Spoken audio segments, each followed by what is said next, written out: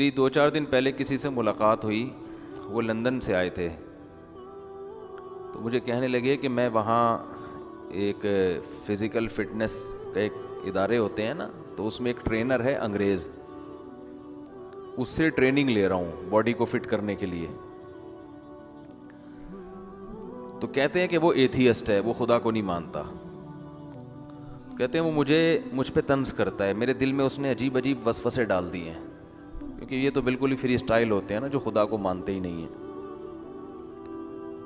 کہہ رہے وہ مجھے کہتا ہے کہ تمہیں مجھ سے ٹریننگ لینے کی کیا ضرورت ہے، تم جب خدا پر ایمان رکھتے ہو تو وہ تمہاری باڈی کو خود ہی ٹھیک کر دے.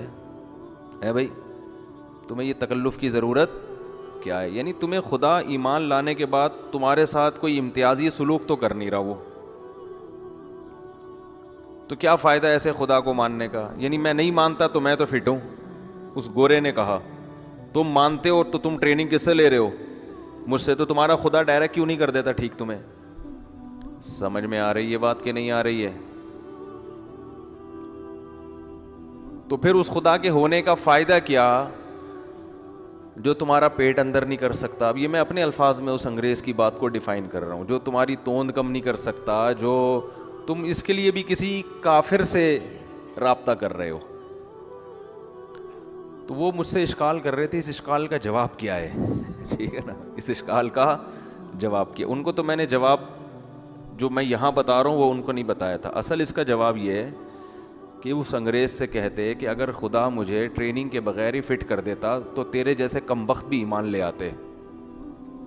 خدا تیرے جیسے کمبختوں کو ہدایت بولو نہیں دینا چاہتا، کیونکہ خدا اگر اپنے ہونے کے اس طرح کے ثبوت دینا شروع کر دے کہ جو نیک لوگ ہیں ان کو پیسے ملنا شروع ہو جائیں، وہ فٹ فاٹ ہر لحاظ سے، وہ پراٹھے بھی کھا رہے ہیں تو بھی توند نہیں نکل رہی ان کی. اب آپ کہیں کھاتے بھی ہو پراٹھے، پھر ہر بیان میں پراٹھوں کی برائی بھی کرتے ہو. تو ہر سگریٹ کے ڈبے پہ لکھا ہوتا ہے نا سگریٹ نوشی صحت کے لیے مضر ہے. تو یہ بھی غنیمت ہے کہ وہ سگریٹ کھلاتے ہیں مگر بتا دیتے ہیں کہ خطرناک چیز ہے. تو ہم پراٹھے پھوڑتے ہیں مگر بتاتے ہیں کہ یہ پھوڑنے کی چیز نہیں ہے. ٹھیک ہے نا؟ خیر، پھوڑنے کی چیز بھی ہے، اتنا کہ خراب چیز بھی نہیں ہے، لیکن پھر ایکسرسائز کرو. خیر، تو یہ جو گورے ہیں نا، یہ خدا کے منکر لبرل لوگ، یہ سب کے دماغوں میں، آج دینداروں کے دماغوں میں بھی یہ بات بیٹھی ہوئی ہے.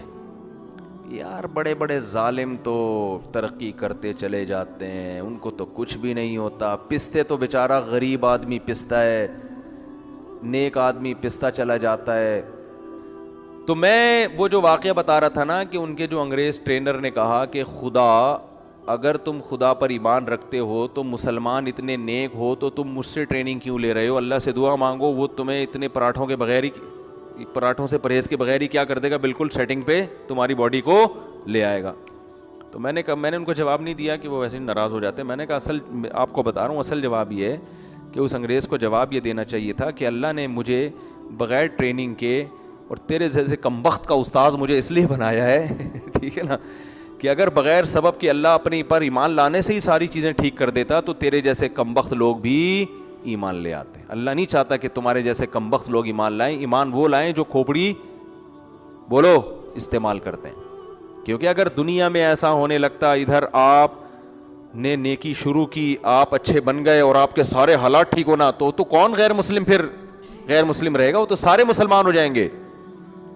تو نہ صرف یہ کہ بعض دفعہ حالات ٹھیک نہیں ہوتے، بلکہ جو نافرمان ہوتے ہیں ان کے حالات بظاہر اور اچھے ہونا شروع ہو جاتے ہیں. بظاہر اس لیے کہہ رہا ہوں اس میں حقیقت میں برکت نہیں ہوتی ہے، لیکن بظاہر وہ اور پنپنا شروع کرتے ہیں اور خوشیاں ملتی ہیں ان کو. تو اسی کو اللہ نے سورہ قلم میں فرمایا سنستدرجہم، کہ دعوت دینے والے کو جب وہ دعوت دے، حق کا پرچار کر رہا ہو، لوگ نہیں مان رہے ہوں، پھر بھی پنپتے چلے جا رہے ہیں، عیاشی ہوتی چلی جا رہی ہے، تو اللہ فرماتے ہیں ان کو مجھے اکیلا چھوڑ دو. سنستدرجہم، میں ان کو مہلت دوں گا، ان کو نعمتیں دوں گا، من حیث لا یعلمون، ان کو پتہ بھی نہیں چلے گا کہ یہ ہو ہمارے ساتھ کیا رہا ہے. من حیث لا یعلمون کا یہ مطلب ان کو پتہ ہی نہیں چلے گا کہ یہ ہو کیا رہا ہے ہمارے ساتھ. یہ خوش ہوں گے، یہ خوش ہوں گے، یار یہ بھی ہو رہا ہے، وہ بھی ہو رہا ہے، یہ بھی ہو رہا ہے، وہ بھی، سارے کام بن رہے ہیں، اور یہ دینداروں کو دیکھو. تو اللہ فرماتے ہیں یہ اس کو کہتے ہیں استدراج. یہ لفظ یاد کر لیں. دیکھو جب اللہ کی طرف سے خوشحالی آتی ہے نا، نعمتیں آتی ہیں، تو بعض دفعہ یہ نعمت نہیں ہوتی بلکہ ڈھیل ہوتی ہے. استدراج کو اردو میں ہم کہہ سکتے ہیں ڈھیل. جیسے مجرم کو بعض دفعہ کیا دی جاتی ہے؟ ڈھیل. پھانسی کے مجرم کو پھانسی دینے سے پہلے پروٹوکول دیا جاتا ہے نا. کیا خیال ہے بھائی؟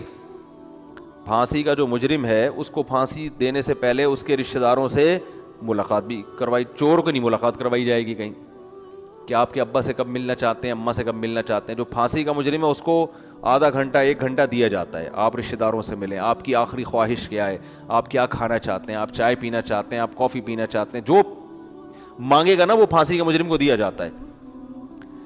اب اس سے اگر پھانسی کا مجرم خوش فہمی میں مبتلا ہو جائے کہ یار تو جو چھوٹا مجرم تھا جو گھنٹیاں بجا بجا کے بھاگتا تھا اور پکڑا گیا، اس کو تو نچائے گا، پولیس والے چترول لگا رہے ہیں اس کو، اور مجھے بڑے تمیز سے رکھا ہوا ہے بھائی. مجھے یہ بھی کہا ہے کہ کل شام آپ کی ملاقات ہوگی آپ کے والدین سے، اور وہ روتے ہوئے ملیں گے، محبت کے ساتھ ملیں گے آپ سے. تو جیسے پھانسی کا مجرم جو اس نعمت کو نعمت سمجھ رہا ہے تو وہ بہت بڑا بیوقوف ہے، ایسے ہی جو آدمی گناہوں کے اندر مبتلا ہے وہ اگر سمجھ رہا ہے کہ میرے پاس پیسہ، میری اولاد اور میرا بینک بیلنس اور میری عزت، اور اگلے سال الیکشن میں بھی میں جیت کے آ رہا ہوں، تو وہ بھی اس خوش فہمی میں مبتلا ہے، تو وہ بھی اس سے بھی بڑا بیوقوف ہے وہ. کیونکہ یہ ہو نہیں سکتا کہ اللہ اپنے دشمنوں کو نوازنا شروع کر دے. دنیا میں کوئی اپنے دشمنوں کو نوازتا نہیں ہے، یہ ہوتا نہیں ہے. ہمارے حضرت فرمایا کرتے تھے جو شخص اللہ کا نافرمان ہے نا اور اس کو نعمتیں مل رہی ہیں تو سمجھ لو یہ نعمت نہیں ہے، یہ ڈھیل ہے. یہ فرعون کی طرح آپ کو نعمتیں دی جا رہی ہیں، اللہ آخر میں ایک ہی دفعہ میں پکڑے گا آپ کو. تو اس لیے کسی کی نعمتوں کو دیکھ کر، کسی کی خوشحالی کو دیکھ کر، کسی کی خوشیوں کو دیکھ کر ذرہ برابر بھی متاثر ہونے کی ضرورت نہیں ہے. جو اہل اللہ ہوتے ہیں نا وہ تو دینی نعمتوں کو دیکھ کے بھی ڈرتے ہیں کہ یہ کہیں اللہ کی طرف سے ڈھیل تو نہیں ہے.